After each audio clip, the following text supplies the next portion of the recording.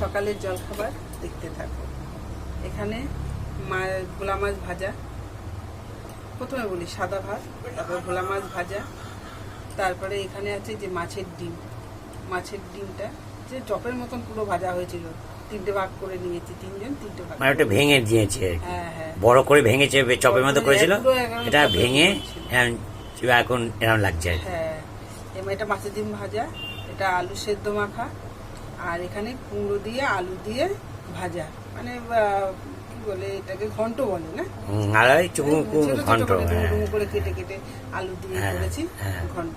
এই হচ্ছে আজকে আমাদের সকালের জল খাবার। আর দুপুরে আছে রিঠে মাছ আছে, সেটা পরে করবো।